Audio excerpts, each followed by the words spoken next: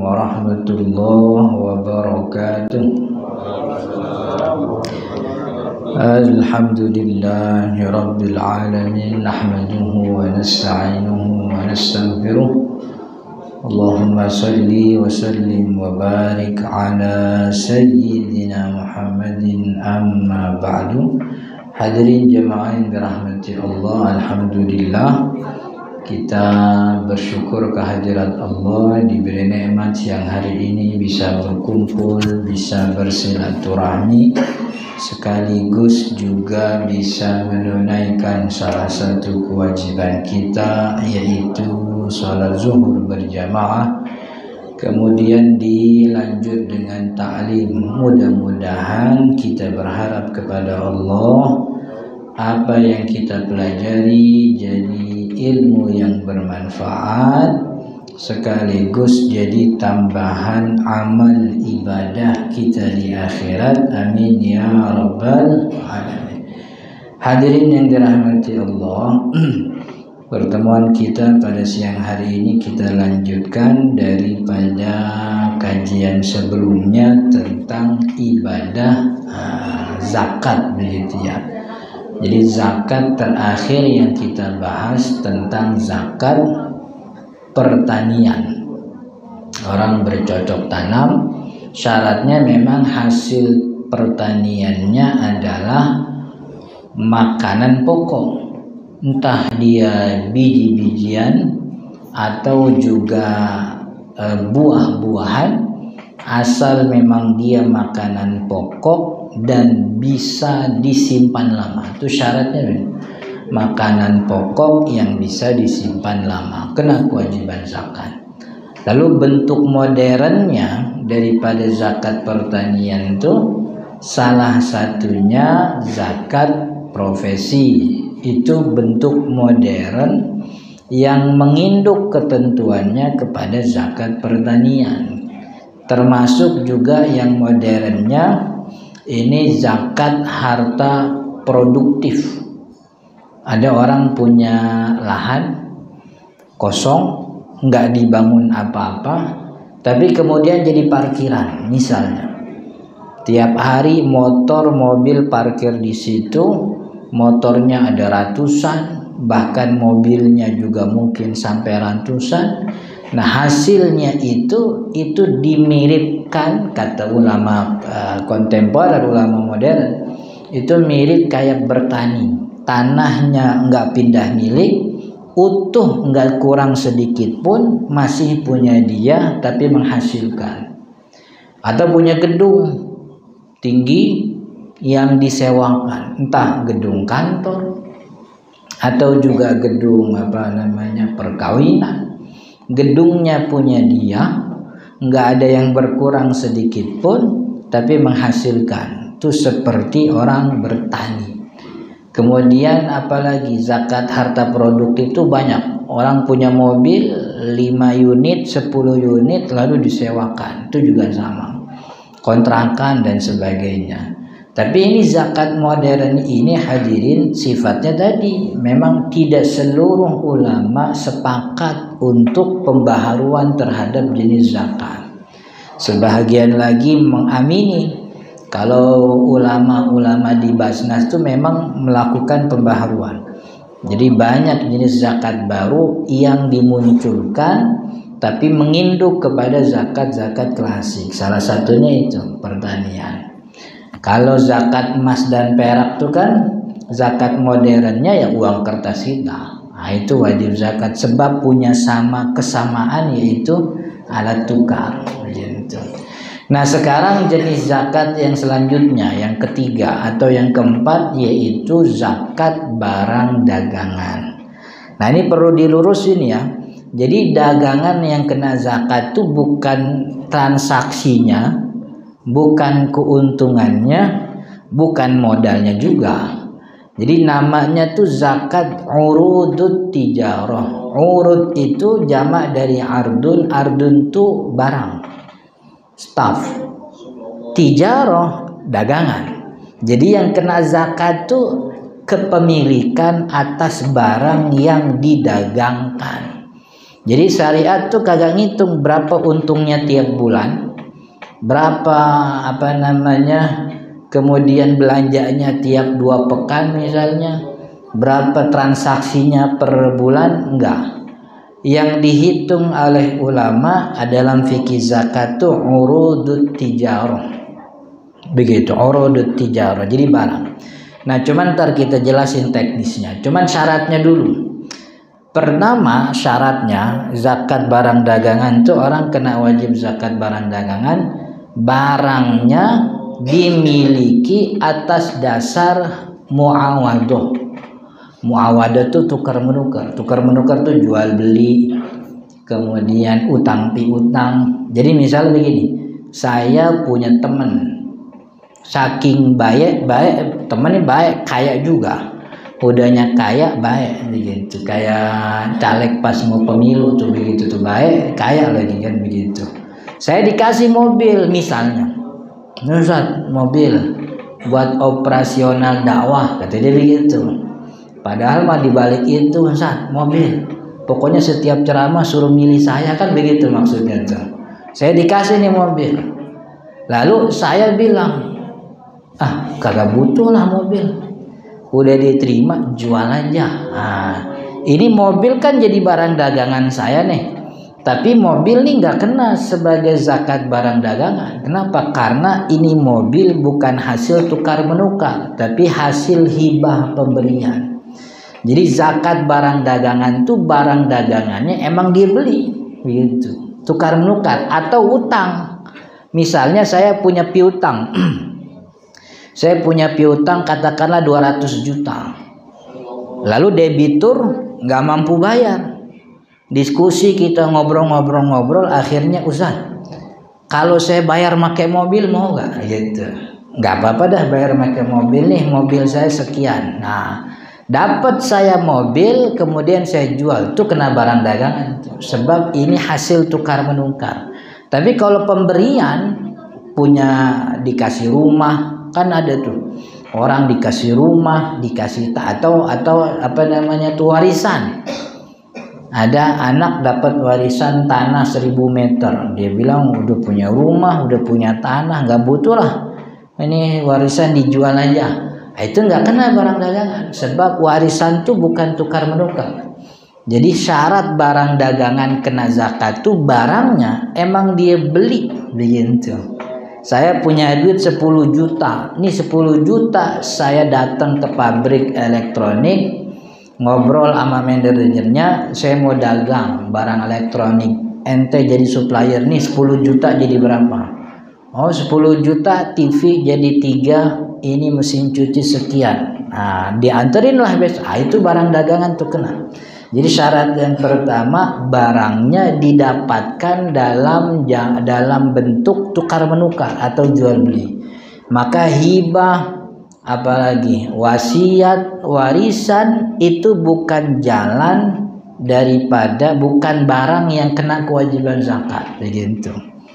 Saya dapat nih warisan, misalnya warisan rumah, kemudian saya mau jual, enggak kena kewajiban zakat. Yang pertama itu. Jadi barangnya didapatkan dari hasil tukar menukar. Yang kedua yaitu dari syarat barang dagangannya, ketika memiliki diniatkan untuk dagang. Nah itu tuh, ketika memilikinya memang diniatin buat didagangin. Seperti tadi saya punya 10 juta, datang nih ke pabrik elektronik, ngomong sama manajernya tuh, kok aneh punya duit sekian, mau buka kios elektronik gini, dapat berapa? Memang dia kasih 10 juta dengan niat hasilnya itu barang yang nyampe itu buat didagangin, kena kewajiban zakat. Tapi kalau dia beli tapi bukan buat dagang, buat pakai. Saya punya 200 juta, datang ke showroom beli mobil, kan beli tuh, itu kan termasuk syarat barang dagangan yang wajib zakat. Tapi pas saya beli niatnya bukan buat dagang, niatnya buat pakai. Saya pakai nih mobil setahun, 2 tahun, tahun ketiga bosen, jual, karena kewajiban zakat. Enggak kena kewajiban zakat, sebab syarat yang kedua tidak terpenuhi. Syarat yang kedua tuh beli untuk didagangkan. Jadi sejak punya itu niat untuk didagangkan. Begitu. Maka yang kayak gitu-gitu tuh tukang showroom, pemilik showroom, ya kan? Pemilik showroom kan tiap pagi tuh dia wiridnya buka OLX tuh, orang nyari orang jual mobil gitu. Kalau kita tuh kalau pagi-pagi habis subuh wirid, buka Quran, buka Ratib, wirid gitu. Orang showroom tuh wiridnya begitu tuh, buka OLX gitu, nyari. Dia dapat nih ketemu nih di Jakarta Selatan, di Jagakarsa, di Ciganjur, dia samperin. Ngobrol ketemu, deal, beli 100 juta. Buat apa itu beli? Buat dijual buat orang. Itu kena kewajiban zakat. Atau developer beli tanah emang buat dijual, kan begitu. Beli rumah buat dijual. Tapi kalau kita beli rumah begitu, kemudian emang buat dipakai, buat kita tempati setahun, 2 tahun, 3 tahun, 4 tahun, sampai 10 tahun, dapat biaya rumah dinas dari kantor, pindahlah kita. Nah, ini rumah dijual aja, dimerekin dari tanggal 1 Januari, ketemu 1 Januari belum laku-laku, udah setahun tuh Ustaz, kena zakat? Enggak kena zakat. Sebab barang dagangan itu waktu memilikinya tidak diniatkan untuk dijual, begitu. Jadi barang dagangan yang pertama hasil tukar menukar, yang kedua diniatkan untuk dijual lagi. Kayak saya tadi emang mau usaha, punya duit 10 juta, datang ke konveksi. Nih kalau 10 juta jadi seragam berapa nih? Oh, jadi seragam sekian bal, begitu, buat dijual lagi, kena kewajiban zakat. Nah, syarat yang ketiga, nilai barang dagangannya senilai nisab emas perak. Kemarin kita bilang emas perak itu nisabnya 85 gram. Kalau diduitin 85 gram itu 161 juta sekian. Atau 160 juta lah. Jadi kalau orang punya barang dagangan, dihitung nih, yang dihitung barang dagangan. Kalau dia punya mobil operasional kagak dihitung, sebab mobil operasional kagak dijual. Kecuali mobilnya memang dimerekin, dijual begitu. Itu jadi dagangan. Tapi mobil operasional nggak dihitung harga kios, nilai kiosnya tuh, entah itu dia sewa atau dia punya, nggak dihitung. Karyawan dia punya ada 2, ada 3 orang, kagak dihitung. Gerobak kalau dia jual pakai gerobak kagak dihitung. Yang dihitung barang dagangannya toh. Untung bukan kagak dihitung. Yang dihitung barang dagangan. Dan ngitung barang dagangannya itu di akhir haul. Teknisnya begini. Ini saya punya, misalnya contohnya nih. Saya punya duit 20 juta. 20 juta saya buka usaha, mau dagang seragam sekolah. Kebetulan rumah kan sampingnya sekolah. Ini kalau kita buka ini laku nih, 20 juta kita datang ke konveksi, ini beli seragam sekian-sekian. Maka kan 20 juta tadinya duit tuh. 20 juta tadi duit. Setelah dibeliin barang konveksi, baju seragam sekolah, itu kan yang datang tuh seragam batik sekian, seragam olahraga sekian. Itu kalau dihitung dengan nilai jual, nilainya bukan 20 juta lagi. Nilainya bisa 25 juta atau mungkin 30 juta gitu. Ini tanggal berapa nih barang dagangan nyampe di kios, buka kios awal? Tanggal 5 bulan Muharram 1447 misalnya, tanggal 5 bulan Muharram. Mulailah dagang. Kan ya, sebulan, 2 bulan begitu, kosong barang belanja lagi, kosong barang belanja lagi, sampai 5 Muharram tahun depan.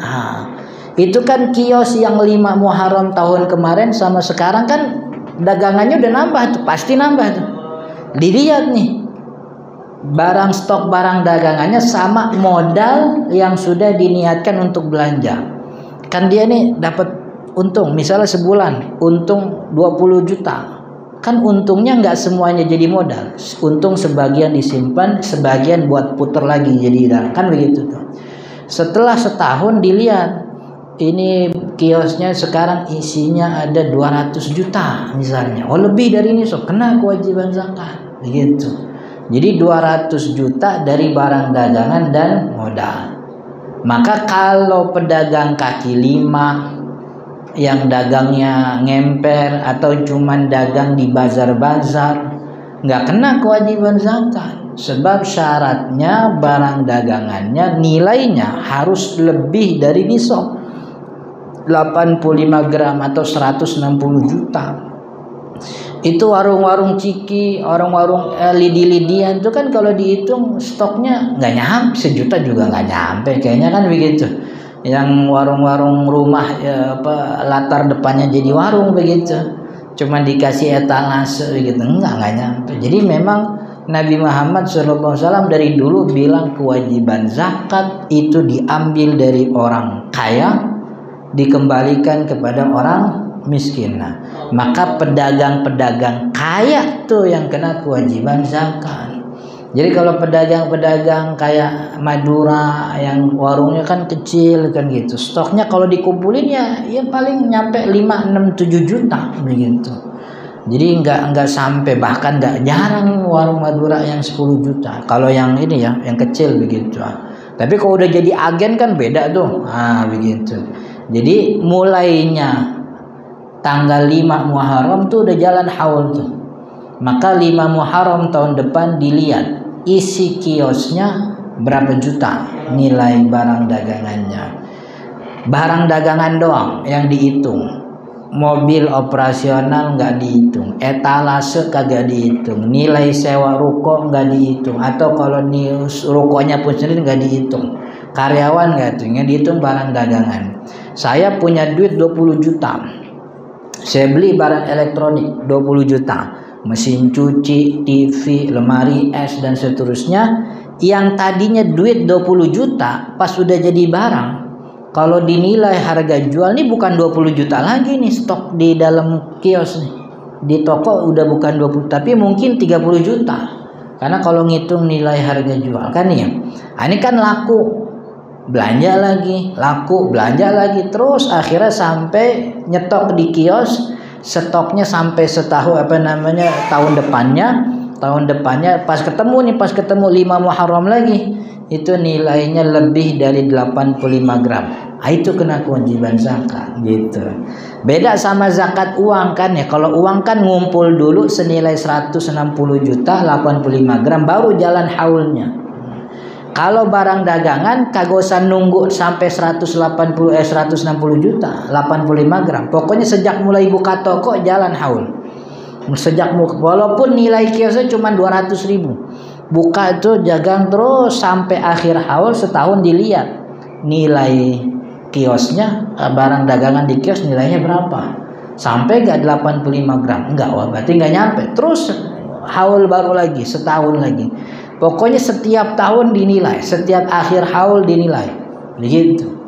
Jadi makanya barang dagangan kagak ada tukang taksir. Kan kalau kemarin pertanian ada tukang taksir. Dari amil zakat tuh datang tukang taksir ke perkebunan anggur. Ini anggur kan bakal jadi kismis. Kalau dia panen sekian ton nanti jadi kismisnya sekian ton kan begitu. Kalau barang dagangan nggak ada. Justru barang dagangan tuh termasuk zakat batin. Zakat batin tuh zakat yang kagak kelihatan orang. Sebab dapur dagangan kan nggak dikasih tahu orang, gudangnya tuh kan yang tahu dia doang berapa nilainya. Jadi kan ada harta zohir, ada harta batin. Harta zohir tuh pertanian, barang tambang. Amil datang sih pertanian, peternakan, barang tambang kelihatan. Amil datang langsung lagi. Tapi kalau harta batin itu tergantung keimanan. Mau numpukin harta kagak bayar zakat apa mau dikeluarin zakatnya, tergantung iman. Uang simpanan kita berapa ratus kita punya kan orang kagak ada yang tahu, cuman kita doang yang tahu kan ya. Maka zakat apa enggak zakat tergantung kita, itu namanya harta batin. Barang dagangan tuh harta batin yang kita tampilin di etalase kan cuman ya segitu-gitu. Orang kan nggak tahu kita punya gudang tuh di Cilengsi, kita punya gudang mungkin di Batam. Orang nggak tahu kan begitu. Itu namanya harta batin. Harta batin itu kewajiban zakatnya nggak mesti lewat amil gitu. Lewat langsung aja ke fakir miskin. Jadi itu syarat zakat barang dagangan, yaitu barang dagangan nilainya dihitung di akhir haul. Awal haul nih, awal buka dagangan tanggal 5 bulan Muharram, kagak dihitung berapa stok barangnya. Walaupun cuma 200.000 tetap haulnya jalan. Nanti di akhir haul dilihat dagangannya nyampe apakah kagak nisab. Begitu. Itu bedanya barang dagangan sama harta zakat yang lain. Saya misalnya contohnya udah nyampe bahwa saya awal buka dagangan 20 juta. Ini di kios saya ini jadi nilainya 30 juta. Kemudian haul jalan sebulan, 2 bulan, 3 bulan, sampai ini kan sepanjang hari dagang. Untung kiosnya barangnya kejual. Rada kosong belanja lagi, sampai di akhir haul tanggal 5 bulan Muharram tahun depannya misalnya, ini kios barang dagangannya stoknya sampai nisab, melebihi nisab, nilainya 200 juta lah misalnya. Kan nisab 85 gram 160 juta. Lalu wajib bayar. Nah, bayarnya gimana Ustaz? Barang dagangan itu sebenarnya semua harta zakat itu dibayarkan dengan jenis zakat itu sendiri. Jadi kalau zakatnya beras, ya bayar beras. Kalau zakat peternakan kambing, bayar kambing. Kalau zakatnya unta, ternak unta, ya bayar unta. Makanya dulu amil zakatnya Nabi itu modelnya dia punya berangkas emas, dia punya peti emas, dia punya kandang unta, dia juga punya lumbung padinya. Jadi orang bayar zakat tuh ada tempat nyimpennya. Nah itu kita juga sama, kita dagangannya barang elektronik begitu. Maka aslinya kewajiban zakatnya itu dengan jenis harta zakat itu sendiri. Tapi kan akhirnya dirubah oleh ulama, sebab alokasi zakat itu harus dengan sesuatu musyawwakun bil masakin. Sesuatu yang memang menarik bagi miskin dan dibutuhkan begitu. Ya kita punya dagangan komputer, laptop, AC. Ya menarik sih buat si miskin AC.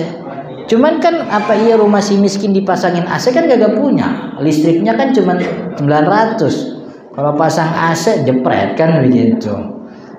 Komputer kan juga menarik, tapi nggak dibutuhkan oleh si miskin karena si miskin nggak butuh sih itu. Maka karena si miskin tidak membutuhkan jenis zakat tersebut, maka kewajiban zakatnya itu dikonversi jadi uang begitu. Dan setelah dia, artinya begini nih, kan wajib zakatnya sama 2,5%. Dia punya barang dagangan di akhir haul ternyata sampai 300 juta. Nah, berarti kan kalau 300 juta 2,5%-nya 7.500.000. Ya bayarlah 7.500.000 kepada fakir. 7.500.000 itu gede itu. Bisa buat 3 orang miskin atau mungkin 4 orang. Kalau 2,5 3 juta tuh 3.500.000 tuh 2,5. Itu bisa berapa tuh? Bisa 5 orang. Pokoknya fakir miskin aja. Kepada fakir miskin 2.500.000. Nah, setelah itu mulai haul lagi jalan. Nanti di akhir haul tahun depan hitung lagi. Jadi pokoknya mulai dagang tanggal 5, berarti tiap tanggal 5 Muharram tahun depan bayar. Lalu 5 Muharram lagi dan seterusnya begitu. Jadi enggak tiap Ramadan. Karena kan ada beberapa orang, saya punya dagangan gini. Saya tiap Ramadan bayar zakat. Zakatnya berapa, Bu? Pokoknya zakatnya 2,5% aja. Saya sih rutin kalau zakat 5 juta. Kan belum tentu. Dagangannya nyampe 1 miliar kan gitu. Jangan 5 juta kan rugi bandar namanya gitu. Jadi maksudnya nggak acik itu. Jadi diratain kalau zakat tiap Ramadan nilainya 5 juta. Nggak benar. Sebab zakat per barang dagangan tuh begitu. Jadi yang dinilai itu stok barang, lalu stok barang itu dikonversi nilainya untuk emas. Kalau memang nilainya seperti 85 gram emas, maka dia wajib bayar seketika itu. Kalau udah 5 tahun punya dagangan nggak bayar zakat, ya 5 tahun itu wajib dirapel bayarnya begitu. Dan zakatnya kepada siapa? Kepada fakir miskin tadi. Kan nilainya dikonversi apa enggak? Dikonversi kalau barang dagangan, sebab barang dagangan komputer, perabotan rumah tangga misalnya kan ya. Ini kalau diberikan kepada miskin, ini bukan kebutuhan. Karena zakat itu kan memang untuk menutupi kebutuhan miskin. Miskin kagak butuh vakum cleaner, nyolokinnya bingung dia di mana kan begitu. Miskin juga nggak butuh komputer, kagak ada colokannya di rumahnya. Yang dibutuhkan untuk menutupi kebutuhan dasar. Jadi itu zakat barang dagangan. Zakat tidak pernah ngitung seberapa transaksi per bulan. Zakat barang dagangan tidak pernah ngitung berapa keuntungan per bulan. Zakat barang dagangan tidak pernah ngitung berapa harga kios dan sebagainya. Yang dihitung dari barang dagangan stok barang di akhir haulnya. Kalau di akhir haul nilainya sampai nisab, bayar zakat. Tapi kalau nggak nyampe nisab, nggak ada kewajiban zakat. Dan nisab 160 juta atau 85 gram itu memang nilai yang dimiliki oleh pedagang-pedagang partai besar. Maka pedagang-pedagang kecil kaki lima yang musiman, bazaran nggak akan kena kewajiban zakat sebab dia nggak akan punya. Bukan nggak akan, normalnya memang nggak punya. Gitu. Umumnya kan ya, yang barangnya dimasukin mobil Avanza terus gitu berangkat lagi nyari bazar, buka lagi. Umumnya sih tidak memiliki nilai barang dagangan yang sampai 85 gram emas begitu. Wallahu ta'ala alam, mudah-mudahan bermanfaat. Insyaallah kita lanjut di pertemuan akan datang. Sebelum ditutup ada pertanyaan? Soal tadi? Kalau tidak ada, kita tutup dengan kafaratul majlis. Subhanakallahumma wa bihamdika asyhadu an la ilaha illa anta astaghfiruka wa atubu ilaik. Hadanallahu wa iyyakum ajma'in. Assalamualaikum warahmatullahi wabarakatuh.